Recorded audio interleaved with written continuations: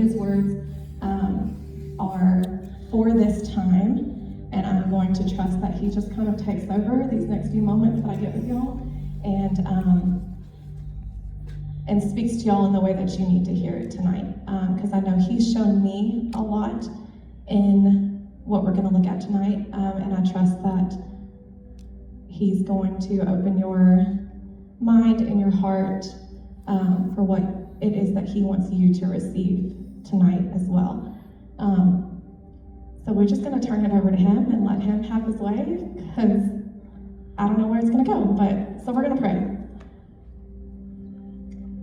Lord, just have your way. Whatever words that it is that you want me to speak tonight, let them be straight from your heart to our ears, God.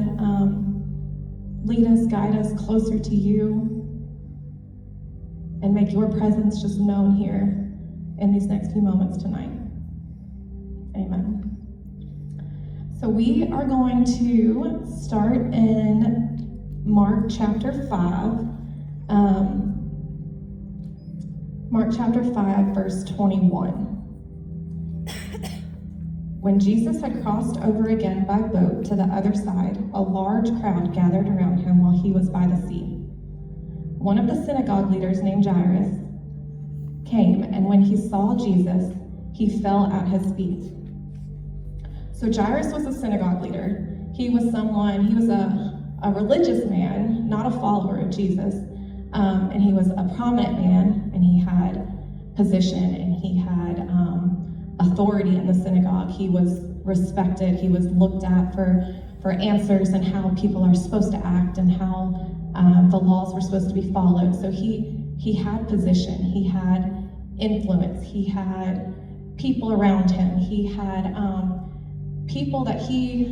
rules that he was supposed to follow, and people he was supposed to go to when he needed something. But there reached a point in Jairus' life where he realized that wasn't enough, that he needed something that his position and those people that he was surrounded by couldn't give him anymore.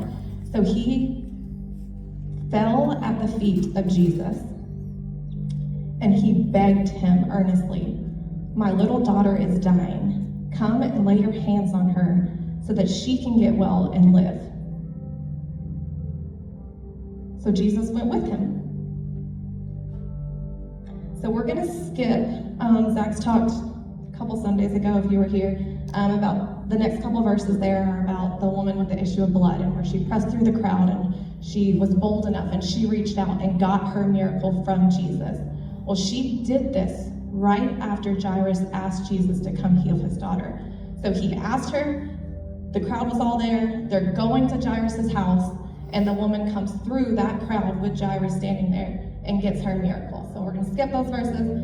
And then in verse 35, while he was still speaking, while Jesus was still talking to the woman that he had just healed, people came from the synagogue leader's house and said, "Your daughter is dead. Why bother the teacher anymore?" They're saying, "Dude, there's no hope left. Like, whatever you're on your way to do, there's no point anymore. You know, you wasted too much time. The outcome that you had hoped for, that you thought Jesus was going to be able to heal your daughter, like, it's over. She's dead. She's gone. Like, there's no point anymore. Don't waste this man's time. Let him go work miracles somewhere else. You know, let him do whatever he needs to do. It's hopeless. Like, there's nothing left to go back to at this point," is what the synagogue leaders from Jairus' house came and told him. And I can picture, like, Jesus as he's walking with Jairus. He just finishes this miracle. Here comes the people, and they say, "She's dead, there's no hope left." And I see Jairus, like, turned, and he's talking to these people that just came from his house, and Jesus is standing right behind him.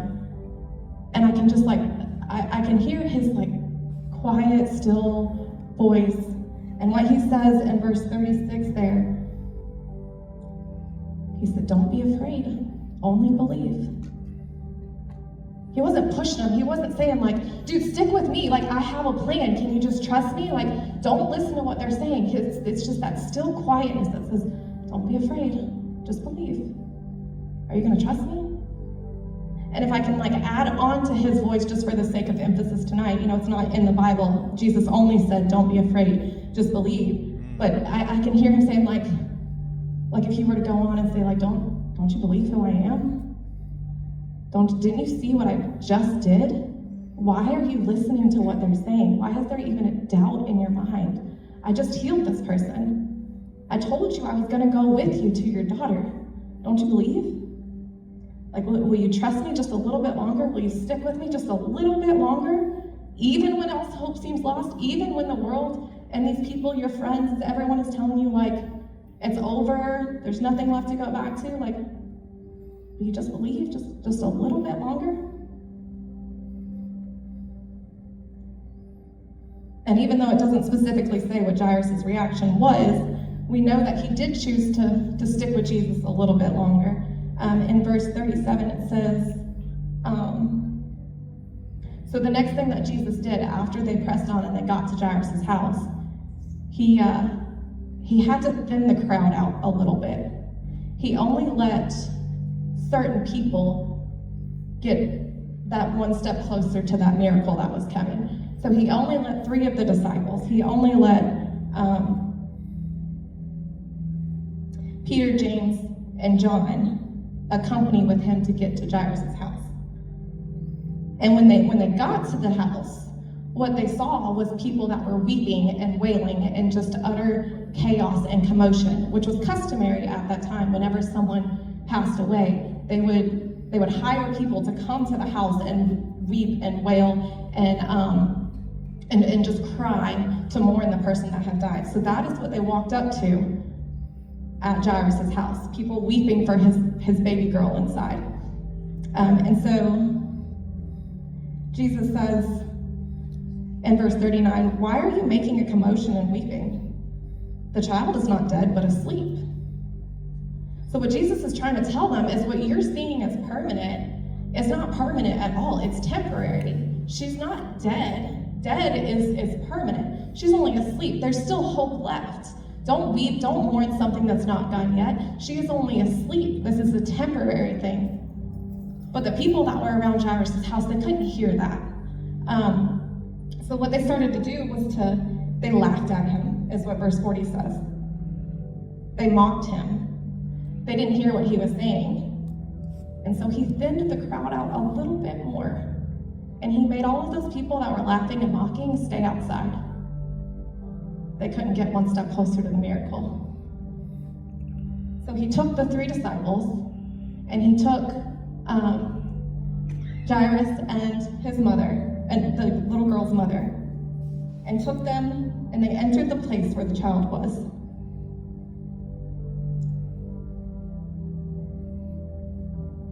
And then he took the child by the hand, and he said to her, Talitha koum, which is translated, come on, little girl, I say to you, get up. Let's go. And again, I don't see Jesus coming in like, just as Jesus was gentle and saying, don't be afraid, don't you believe? I can picture him like coming over and like, I'm gonna mess this up, and he's gonna come over and he's gonna say, hey Natalie, little girl, get up. Come on, tell it. And it's gentle. It's that gentle nudge. And the only people that got to witness that miracle were the people that chose to keep that faith, that chose to not be afraid, that chose to keep believing. They're the ones that got to come in and see what Jesus was going to do. The people that were laughing, they stayed outside. The people that came to him and said, don't bother this teacher anymore, she's already gone. Like, there's no hope left. Leave her where she is and let him do something else. They didn't get to come in. Only the people that weren't afraid and that chose to believe got to come in, where Jesus grabbed the girl by the hand and said, hey little girl, get up. Yeah, come on, Brandie. Those were the only ones that got to come in and see what Jesus was gonna do. What if Jairus had listened to the world that came to him and said, give up, like there's nothing left to go back to? But instead, he listened to that still, gentle, quiet voice of Jesus that said, don't be afraid. Just believe. Yeah. Only believe. Yeah. So that's an example of a time where the world could have stopped the miracle from happening. Uh-oh. And now I'm going to go to a time, we're going to go just a couple paragraphs back. It's still Mark chapter 5. Mark 5 verses 1 is where I'm going to start at. And we're going to look at some people that will try to rob you of your miracle after you get it. You got people that'll block you from the miracle, and people that'll rob it after you get it. So Mark chapter 5 verse 1. They came to the other side of the sea, to the region of the Gerasenes. As soon as he got out of the boat, Jesus, a man with an unclean spirit came out of the tombs and met him. A man living in the graveyard, a man out of the tombs, and he came and met him. He lived in the tombs, and no one was able to restrain him anymore, not even with a chain, because he often had been bound with shackles and chains, but he had torn the chains apart and smashed the shackles. No one was strong enough to subdue him. Night and day among the tombs and on the mountains, he was always crying out and cutting himself with stones. And when he saw Jesus from a distance, he ran and he knelt down before him. And he cried out with a loud voice, "What do you have to do with me, Jesus, Son of the Most High God? I beg you before God, don't torment me." For he has told him, "Come out of the man, you unclean spirit."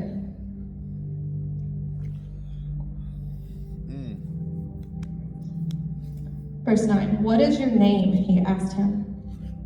"My name is Legion," he answered him, "because we are many." So a legion is a military term that means 3,000 to 6,000 people. So he's claiming to be legion, 3,000 to 6,000 unclean spirits, 3,000 to 6,000 demons tormenting this guy. Living in a graveyard, cast out from his friends, from his family, from his community, whatever life was like over there, dealing with the weight of 3,000 to 6,000 demons. He's dirty, he's probably naked, out there with nothing. They try to keep him chained, but he breaks free. So he cuts himself with stones, so he's covered in blood, like he's a mess. 3,000 to 6,000 demons is what this guy was carrying inside of him. Verse 11, "A large herd of pigs was there, feeding on the hillside. And the demons begged him, 'Send us to the pigs so that we may enter them.' So he gave them permission, and the unclean spirits came out and entered the pigs. The herd of about 2,000 rushed down the steep bank and into the sea and drowned. The men who tended them ran off and reported it in the town and the countryside, and people went to see what had happened. They came to Jesus and saw the man who had been demon-possessed. Yes. Who had been demon-possessed. And he was sitting there, dressed, and in his right mind. And they were afraid. He was clean. He was dressed. He was normal. He was in his right mind. He was thinking straight. And they were afraid. They were afraid of the newness, of the new life. He had traded his filthy rags, if he even had rags, or his nakedness. He was clothed in righteousness. He's sitting there with Jesus, and they didn't like what they saw.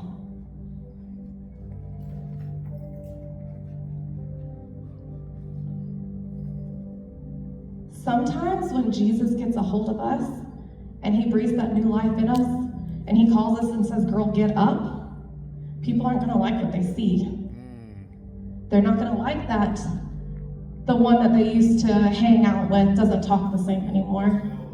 They're not going to like the fact that they can't gossip with you like they used to. They're not going to like the fact that they can't be in the same kind of a relationship with you that they used to. They're not gonna like the fact that you don't dress like them anymore, that you don't talk like them anymore, that you don't think like them anymore, that you don't wanna do the same things that you did anymore.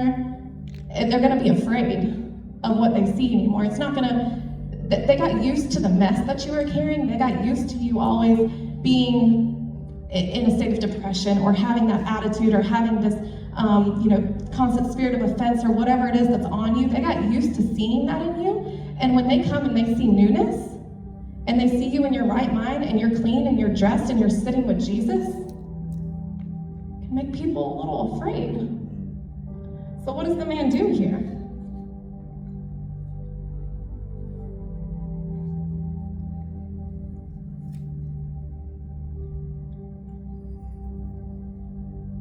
So verse 16, those who had seen it described to them what had happened to the demon-possessed man and told about the pigs.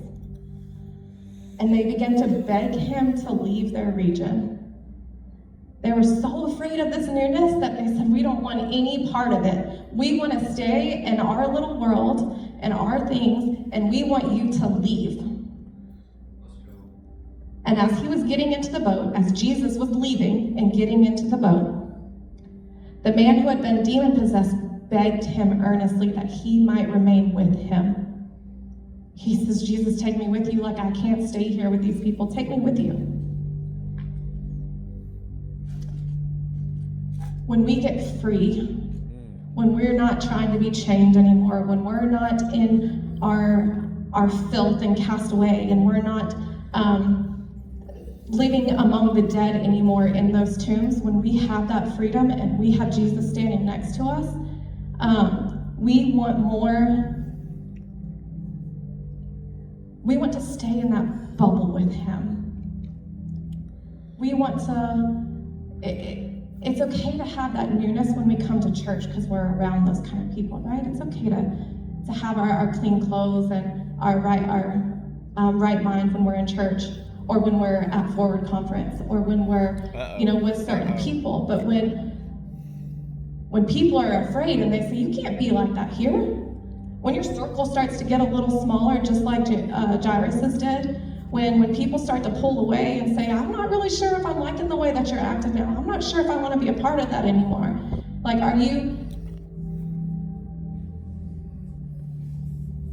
when they're telling you to get out, and you're saying, Jesus, just take me with you, let's see what Jesus tells him. What does Jesus tell him? Verse 19. Jesus did not let him say, you can't come with me. And he told him, go home to your own people and report to them how much the Lord has done for you and how he has had mercy on you. So he went out and began to proclaim in the Decapolis how much Jesus had done for him, and they were amazed. So at first they're saying, we're afraid. We don't like this new you. We don't like this new life. We don't like Jesus next to you. Get out. And he says, no, this is me now. This is real. Let me tell you what he did for me. I'm going to take what he did for me and I'm going to give it to you. Like, this is possible for you too. And the more he proclaimed that good news and the more that he walked out this new life and this newness that was in him, and the more that they started to believe and they started to see that, you know what? Jesus is real. Like, that same mercy, like that change, that newness, that's a good thing, and I want more of that. And they were amazed by that. So Jesus doesn't call you to only walk in that newness when you're at Forward or when you're at church or when you're around certain people, but he says to go home, go tell everybody what Jesus has done for you and how he has had mercy on you. Don't let people rob you of that miracle. Don't let people take away the new life that Jesus has given you, the chains that he has broken from you, the freedom, the new clothes that he has put on you, the new mind he has put inside of you. Don't let people try to take that from you. You cling to it. You keep proclaiming his name. You keep telling him the mercy that God has poured out on you, and one day they will be amazed by it.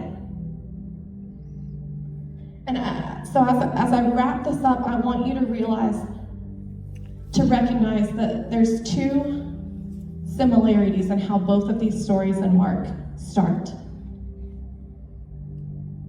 Both of these men got the attention of Jesus by coming and laying at his feet. So Jairus was a man of position and power.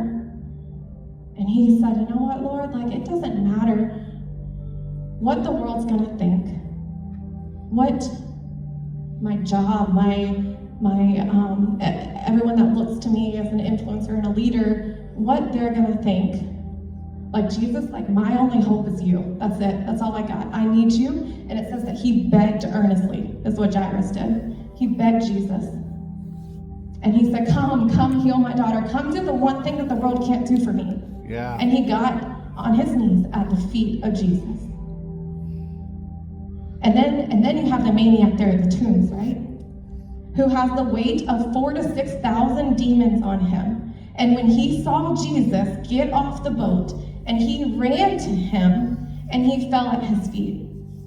Despite the weight of all the demons that he's carrying, he was still able to get to the feet of Jesus. And that's what Jesus is waiting for us too. Are you going to push past everything of the world, anyone that tries to stop you from getting to your miracle, and then anyone who tries to rob you from that miracle after you've gotten it? Are you going to push past all of that, push past the world, say it doesn't matter, and come to the feet of Jesus? Don't be afraid. Only believe. Don't be afraid of whatever it is that you came in here carrying or trying to escape from. Only believe that he is enough. Don't be afraid when it looks hopeless. Only believe that he is who he says he is. That the same God that has led you up until this point will carry you through another day until tomorrow. Don't be afraid, and only believe.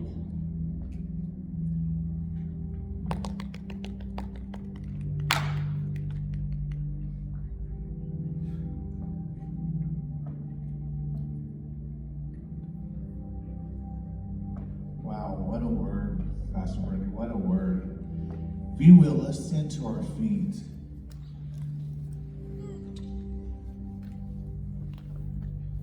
What I heard tonight is just come. Come tonight.